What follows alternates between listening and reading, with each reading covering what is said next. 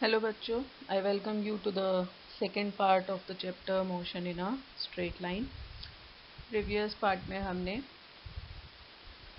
motion, rest, position of an object, path traveled or distance and displacement and some numericals based on distance and displacement ये सब discuss किया था. अब इस part में speed और वेलोसिटी के बारे में डिस्कस करेंगे. स्पीड क्या है? डिस्टेंस कवर्ड और distance travelled by an object per unit time. Distance upon time मतलब कि स्पीड कहलाता है. डिस्टेंस अपॉन टाइम है तो डायमेंशंस क्या हो जाएंगे? m0 l1 t-1. Unit meter per second SI में और सेंटीमीटर पर सेकेंड CGS में. ठीक है. दो टाइप के मोशन हो सकते हैं. एक में तो यूनिफॉर्म स्पीड हो सकती है, एक में नॉन यूनिफॉर्म स्पीड हो सकती है. यूनिफॉर्म स्पीड मतलब when a particle covers equal distance in equal interval of time. जब कोई पार्टिकल बराबर समय अंतराल में बराबर दूरी तय करता है. समय अंतराल छोटे भी हो सकते हैं, बड़े भी हो सकते हैं, तो हम कहते हैं कि वो जो पार्टिकल है वो यूनिफॉर्म स्पीड से मूव कर रहा है. ठीक है. और अगर पार्टिकल इक्वल इंटरवल्स में अनइक्वल डिस्टेंस कवर करता है तो हम कहते हैं कि वो पार्टिकल नॉन यूनिफॉर्म स्पीड से मूव कर रहा है या वेरिएबल स्पीड से मूव कर रहा है. अधिकतर केसेस में स्पीड वेरिएबल ही होती है. थ्रू आउट कांस्टेंट स्पीड रखना बहुत मुश्किल है. रोड पे भी जाते हैं तो कहीं पे ट्रैफिक ज़्यादा मिलता है, कहीं पे कम मिलता है. जहाँ पे ट्रैफिक ज़्यादा मिलेगा वहाँ पे ज़्यादा टाइम लगेगा डिस्टेंस कवर करने में, ज़्यादा टाइम में कम डिस्टेंस कवर होगा. जहाँ पे ट्रैफिक कम होएगा वहाँ कम टाइम में ज़्यादा डिस्टेंस ट्रेवल हो जाएगा. तो वो नॉन यूनिफॉर्म स्पीड का एग्जाम्पल हो जाएगा. ठीक है. एवरेज स्पीड, जब हम कहते हैं कि स्पीड वेरिएबल रहती है तो एवरेज स्पीड का कंसेप्ट हमें लेना पड़ता है कि टोटल कितना टाइम लगा, उसमें टोटल कितना डिस्टेंस कवर किया. ठीक है. तो एवरेज स्पीड क्या होती है? Total distance travelled upon total time taken. ठीक है. जैसे इस एग्जाम्पल में एक कार ने 32 किलोमीटर कवर किया पहले 2 घंटे में और 13 किलोमीटर ट्रेवल किया अगले घंटे में. तो एवरेज स्पीड क्या हो जाएगी? टोटल डिस्टेंस 32 प्लस 13 45 हो गया. टोटल टाइम 2 + 1 3 आवर्स हो गया. तो एवरेज स्पीड हो जाएगी total distance 45 upon total time 3 तो 15 किलोमीटर पर आवर. ठीक है. एक और example average speed find out करने के लिए. इसमें बताया है कि कार ने पहले 5 किलोमीटर तो 60 किलोमीटर पर आवर की स्पीड से ट्रेवल किए, बाकी के 5 किलोमीटर 40 किलोमीटर पर आवर की स्पीड से ट्रेवल किया. अब एवरेज स्पीड का formula total distance upon total time. तो टोटल डिस्टेंस 5 + 5 10. टोटल टाइम हमें दे नहीं रखा, हम कैलकुलेट करेंगे डिस्टेंस अपॉन स्पीड से. तो पहले पार्ट के लिए 5/60, सेकेंड पार्ट के लिए 5/40. इसको आप सॉल्व करोगे एलसीएम लेके तो 240/5 मतलब एवरेज स्पीड हमारी आएगी 48 किलोमीटर पर आवर. ठीक है. ट्राई करेंगे इस टाइप के और एग्जाम्पल्स भी. ठीक है. फिर इंस्टेंटेनियस स्पीड एवरेज स्पीड था कि पूरे मोशन में टोटल टाइम में टोटल डिस्टेंस जितना ट्रेवल किया उसका आइडिया मिलता है एवरेज स्पीड से. इंस्टेंटेनियस स्पीड होती है किसी एक पर्टिकुलर इंस्टेंट पे, किसी पर्टिकुलर क्षण पे जितनी स्पीड है वो इंस्टेंटेनियस स्पीड कहलाती है. और ये क्या होती है? Average speed for infinitesimally small time interval. मतलब वो जो टाइम इंटरवल था एवरेज स्पीड में, जब वो बहुत छोटा हो जाए तो जो स्पीड होगी वो इंस्टेंटेनियस स्पीड होगी. ठीक है. गाड़ियों में जो स्पीडोमीटर लगा होता है आगे, वो हमें इंस्टेंटेनियस स्पीड देता है. ठीक है. It is the actual speed an object has at any moment. किसी पर्टिकुलर मोमेंट पे, भाई 2 बजे तुम्हारी स्पीड इतनी थी, तो वो इंस्टेंटेनियस स्पीड होती है. ठीक है. फिर आता है वेलोसिटी. वेलोसिटी में और स्पीड में उतना ही डिफरेंस है जितना कि डिस्टेंस और डिस्प्लेसमेंट में. जैसे डिस्प्लेसमेंट की डायरेक्शन होती है ऐसे ही वेलोसिटी की डायरेक्शन होती है, ठीक है।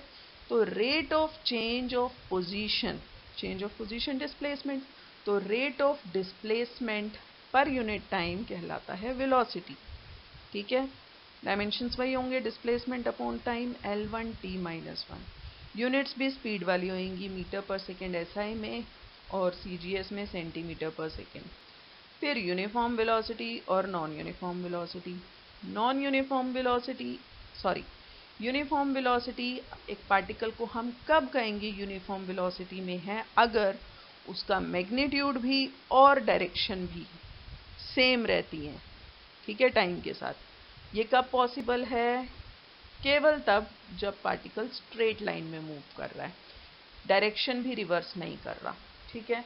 अगर डायरेक्शन रिवर्स कर लेता है, चेंज कर लेता है, मतलब डायरेक्शन चेंज हो गई, तो वेलोसिटी चेंज हो गई। बेशक मैग्नीट्यूड सेम रहा हो पर डायरेक्शन तो चेंज हुई ना। तो दोनों चीज़ों में से अगर कोई भी एक चेंज हो जाए या दोनों चेंज हो जाए तो मतलब वेलोसिटी चेंज हो गई, ठीक है। यही बात नॉन यूनिफॉर्म वेलोसिटी में है कि particle is said to have non uniform velocity अगर दोनों में से मैग्नीट्यूड या डायरेक्शन में से कोई भी एक या दोनों चेंज हो जाए, ठीक है। अब average velocity, ratio of displacement upon time, ठीक है। डिस्प्लेसमेंट अपॉन टाइम का रेशियो एवरेज वेलोसिटी। जैसे ये एग्जाम्पल में दिखाया है कि एक 3 सेकेंड के इंटरवल में रनर की पोजीशन चेंज हो गई x1 50 मीटर से x2 30.5 मीटर। तो चेंज इन पोजीशन क्या हो जाएगी? x2 minus x1 final minus initial, 30.5 minus 50 minus 19.5 upon time 3 seconds, ठीक है। तो minus 6.5 metre per second x direction में, ठीक है। तो नेगेटिव आई इसमें वेलोसिटी हमारी। सेकंड है एक कार 120 मीटर नॉर्थ की तरफ, फिर 30 मीटर साउथ की तरफ और फिर 60 मीटर नॉर्थ की तरफ जाती है। इतना सब ये 120 सेकंड में करती है। तो एवरेज स्पीड और एवरेज वेलोसिटी कैलकुलेट करनी है। एवरेज स्पीड के लिए total distance 120 plus 30 plus 60 210 upon time 120। आपकी एवरेज स्पीड आ जाएगी 1.75 मीटर पर सेकेंड। यूनिट जरूर लिखनी है। Average velocity change in position upon time है। नॉर्थ की तरफ है तो प्लस 120, साउथ की तरफ जा रही है तो माइनस 30, प्लस फिर से नॉर्थ की तरफ था तो प्लस 60 अपॉन में टोटल टाइम 120। ये 120 प्लस 60 80, 80 माइनस 30 150, 150 अपॉन 120 आपके पास एवरेज वेलोसिटी आ गई 1.25 मीटर पर सेकेंड। ओके। अब स्पीड और वेलोसिटी में क्या डिफरेंस है? स्पीड है डिस्टेंस अपॉन टाइम, वेलोसिटी है displacement upon time. Speed scalar है, वेलोसिटी वेक्टर है क्योंकि इसमें डायरेक्शन भी होती है। एवरेज स्पीड कभी भी ज़ीरो नहीं हो सकती क्योंकि बॉडी मूव करेगी तो डिस्टेंस तो ट्रेवल होगा ही। एवरेज वेलोसिटी ज़ीरो हो सकती है क्योंकि डिस्प्लेसमेंट भी ज़ीरो हो सकता है। बॉडी मान लो यहाँ से शुरू हुई वापस यहीं आ गई तो डिस्प्लेसमेंट ज़ीरो तो वेलोसिटी ज़ीरो, ठीक है। स्पीड से हमें बॉडी की रैपिडिटी का, भाई कितने फास्ट मूव कर रही है, इसका आइडिया मिलता है। वेलोसिटी से रैपिडिटी का भी और पोजीशन का भी आइडिया मिलता है। स्पीड कभी भी नेगेटिव नहीं हो सकती क्योंकि डिस्प्लेसमेंट डिस्टेंस कभी नेगेटिव नहीं हो सकता। वेलोसिटी नेगेटिव भी हो सकती है, ज़ीरो भी हो सकती है और पॉजिटिव भी हो सकती है, ठीक है। अब एक न्यूमेरिकल फिर से एवरेज स्पीड और वेलोसिटी पर बेस्ड, ठीक है। कार मूव करती है O से P 18 सेकेंड्स में और फिर P से Q आ जाती है वापस, ठीक है। तो हमने एवरेज स्पीड और एवरेज वेलोसिटी निकालना है तो दो पार्ट्स के लिए, एक तो फ्रॉम O टू P और एक from O to P and then back to Q। Sorry ये क्वेश्चन कंप्लीट टाइप नहीं हुआ, ठीक है, ये NCERT की प्रॉब्लम है। तो first part from O to P। O to P distance भी OP है, डिस्प्लेसमेंट भी OP है, तो एवरेज स्पीड या average velocity OP upon 18। OP 360 था, आप डायग्राम में देख सकते हो, तो 20 मीटर पर सेकेंड दोनों केसेस में। अब O टू P और बैक टू Q में क्या होगा? डिस्टेंस तो हो जाएगा OP plus PQ, total path length OP plus PQ। तो 360 प्लस PQ कितना है 120 डिवाइडेड बाय 18 प्लस 6, बाद के लिए 6 सेकेंड और लगे ना 24, तो average speed 20 metre per second आ जाएगी। और average velocity displacement upon time, displacement हो जाएगा OQ, इनिशियल पोजीशन O है, फाइनल Q है, OQ अपॉन टोटल टाइम 24 था, तो OQ तो 240 है, तो 240 upon 24 10 metre per second. Average velocity इसमें 10 आई और एवरेज स्पीड इसमें 20 metre per second I. Okay, तो ध्यान से करने हैं ये क्वेश्चंस। ये कुछ और प्रॉब्लम्स हैं, आप ट्राई करेंगे। इसके बाद इंस्टेंटेनियस वेलोसिटी, इंस्टेंटेनियस स्पीड हमने डिस्कस किया, जहाँ केवल मैग्नीट्यूड की बात हो, किसी पर्टिकुलर क्षण पे मैग्नीट्यूड कितना है स्पीड का, तो वो इंस्टेंटेनियस स्पीड है। और इंस्टेंटेनियस वेलोसिटी साथ में डायरेक्शन भी बताएगी। Rate of change of position vector of particle with time at a certain instant of time. ठीक है, तो जो एवरेज हमारी वेलोसिटी होती थी delta x upon delta t tends to 0, मतलब जो टाइम इंटरवल है बहुत स्मॉल है। ठीक है, तो जब ऐसा होता है तो हम डेल्टा को डी से रिप्लेस कर देते हैं, dx बाई dt, तो मतलब velocity is first derivative of position. ठीक है, डिफरेंशिएशन इज इसके लिए आपको पता होना चाहिए। इंस्टेंटेनियस वेलोसिटी, एवरेज वेलोसिटी इतनी डिस्क्रिप्टिव नहीं होती एग्जैक्ट रेट ऑफ मोशन के लिए स्पेसिफिक टाइम पे, तो इसलिए हम इंस्टेंटेनियस वेलोसिटी का यूज़ करते हैं।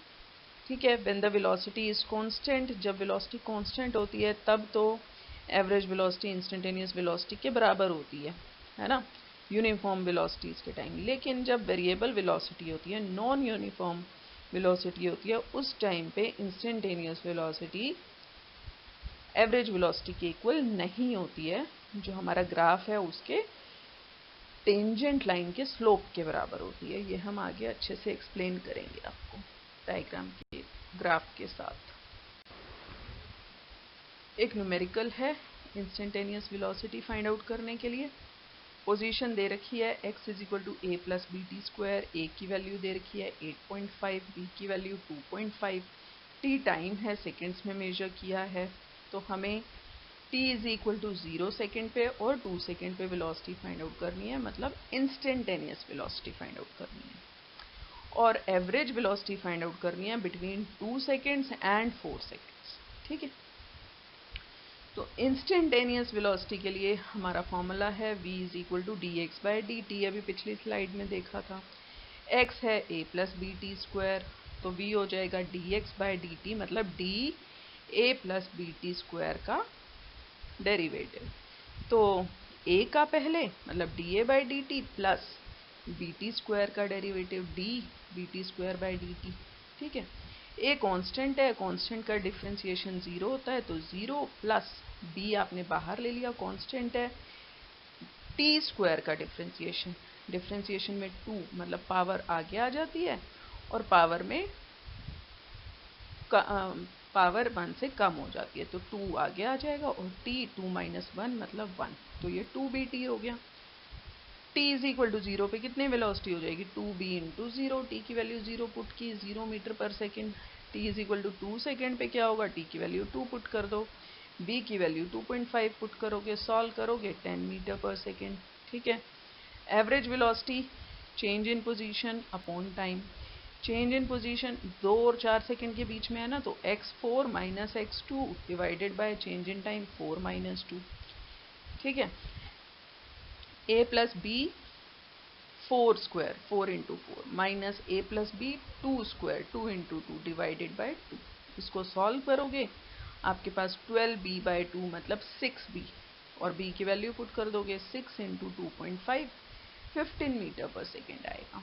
ठीक है, एवरेज वेलोसिटी के लिए change in position upon time लेते हैं, इंस्टेंटेनियस वेलोसिटी के लिए हम डेरिवेशन करते हैं dx बाई dt। होप आपको ये कंसेप्ट समझ आए होंगे, आप इससे रिलेटेड और भी न्यूमेरिकल्स ट्राई करेंगे। ठीक है, क्योंकि जितनी ज़्यादा प्रैक्टिस करोगे उतना ज़्यादा कंसेप्ट क्लियर होगा।